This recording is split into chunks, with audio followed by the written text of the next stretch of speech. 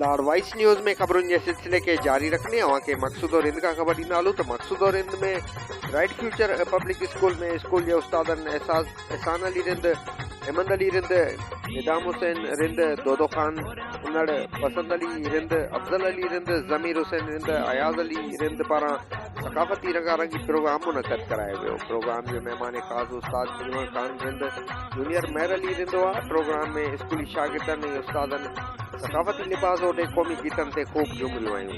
जॾहिं त स्कूल जे शागिर्दनि ऐं शागिर्दियाणियुनि पारां क़ौमी तरानूं, टेबलोस, तक़रीरूं, क़ौमी शाइरी पेश कई वई। उन मौक़े ते स्कूल जे उस्तादनि मीडिया सां ॻाल्हाईंदे चयो त सिंध जी सकाफ़त हज़ारे साल क़दीम ऐं तमामु ख़ूबसूरत आहे। असांखे पंहिंजी सकाफ़त ऐं सिंधी हुजण ते नाज़ आहे। असां सकाफ़ती ॾियारे खे भरपूर नमूने मल्हाईंदासीं ऐं दुनिया खे उहो पैगाम ॾींदासीं त असीं सिंधी सभु हिकु आहियूं ऐं पंहिंजी सिंध मां असां वफ़ा जो वचन वरजाईंदासीं। रिपोर्ट ज़हूर हुसैन रिंद, लाहौर वाइस न्यूज़ मकसूद और रिंद। वधीक ख़बरुनि या अपडेट लाइ विज़िट करियो लाहौर वाइस न्यूज़।